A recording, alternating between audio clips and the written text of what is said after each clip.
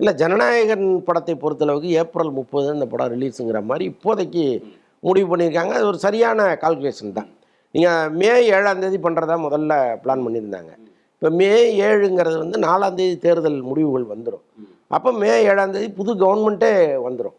அப்போ இந்த புது கவர்மெண்ட் வரும்போது ஜனநாயகன் படம் ஒருவேளை விஜய் ஜெயிச்சு ஆட்சி அமைச்சா வேற, அதுக்கு இப்போ வாய்ப்பு இல்லை. ஒன்று அதிமுக இல்லைன்னா திமுக, அப்படி தான் யாரோ ஒருத்தர் ஜெயிக்க போகிறாங்க. விஜய்க்கு அந்த வாய்ப்பு இல்லை. கருத்து கணிப்புகளும் அதுதான் சொல்லுது, நம்முடைய தனிப்பட்ட கணிப்பும் அதுதான்.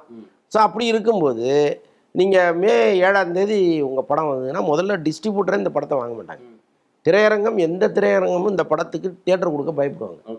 ஏன்னா புது கவர்மெண்ட் வந்து மிரட்டும், அந்த படத்தை போடாதங்க, போட்டிங்கன்னா உங்களுக்கு வேறு பிரச்சனைகளை கொடுப்பாங்க.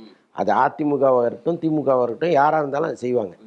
அப்போ இந்த மே 7ங்கிறது உகந்த தேதி இல்லை.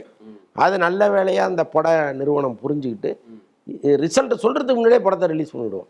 தேர்தலுக்கு ரிசல்ட் வர்றதுக்கு நடுவிலே படத்தை ரிலீஸ் பண்ணிவிடுவோம்.